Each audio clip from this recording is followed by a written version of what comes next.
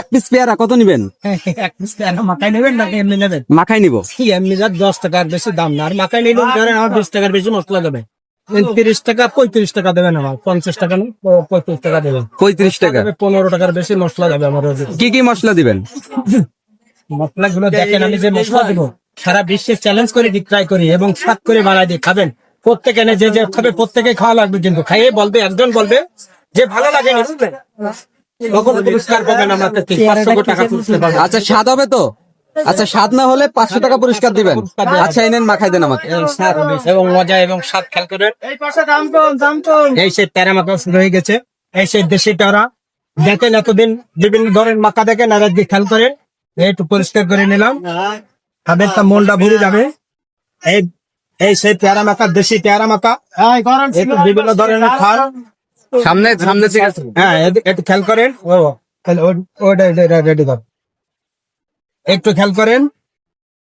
এই বটিকান ঢাকা থেকে নিজে হাতে তৈরি করে নিয়ে আসা, এত সুন্দর, এত মজা এবং স্বাদ করে বানাই। পেয়ারা বিক্রি করে কি কি করছেন? হ্যাঁ, আমি পেয়ারা বিক্রয় করে খালেন, আমি ব্যবসা করি, বললেন। আমি কেশবপুর পৌরসভায় আমার বাড়ি, কেশবপুর পৌরসভার ভিতরে বাড়ি।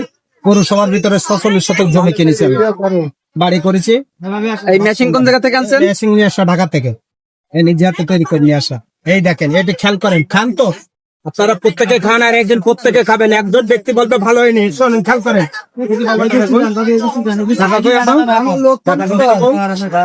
ঢাকার সে বয় ব্যাগ কই, ঢাকার ব্যাগ কই, টাকার ব্যাগ কি করবেন? এই টাকা কি করবো খেয়াল করেন। এই টাকা যা বিক্রয় করেছি আমি, এই যদি ভালো লাগবে না, এগুলো দিয়ে হবে।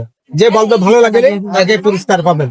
এই দেখেন, লালমুড়ি বানাও দিন। নিচ্ছে এই যে খান, নুন ভরা দিনে টক ঝাল মিষ্টি, সেই স্বাদ করা। সবার মশলা আমার মশলা এক হবে না, তবে তা মন ভরে যাবে, এত স্বাদ করে বানাই দেবো। এটা কি দিলেন? এটা কাসন দিয়া বলে, এই সে কাসন দিয়া বলে, বললেন। আর এই দিয়ে এলো সে গোপন মশলা, স্বাদ মশলা। আর এই ইন্ডিয়ান মশলা এলে এক টিপ লাগবে, এক টিপ খাবে, কলিজা ভরে যাবে, খাবে তা মনটা ভরে যাবে এবং খাবেন যে প্রত্যেকে খাওয়া লাগবে। স্বাস্থ্যসম্মত জিনিস, আমি কেশবপুর পাইলট স্কুলে দোকানদারি করি। আমার জিনিস স্বাস্থ্যসম্মত জিনিস, টাটকা জিনিস, প্রত্যেকটা জিনিস ফুটেজ করে দেখতে পারেন। কোন জিনিস বাসি পচা হলে আমাকে জরিমানা করে দিয়ে যাবেন। খেয়াল করেন, স্বাস্থ্যসম্মত জিনিস খাবেন। এই এলো সেই ভাইরাল প্যারা মাখা, খান তো জীবনের বহুত খাইছেন। এই একটু খেয়াল করেন, কে কে আছে এদিকে আসেন। এ কলিজা না বললে আমার একজনও টাকা দেবে না, যা আমার মন ভরেনি। আমার মন ভরেনি, একজন বলবে যে আমার মন ভরেনি।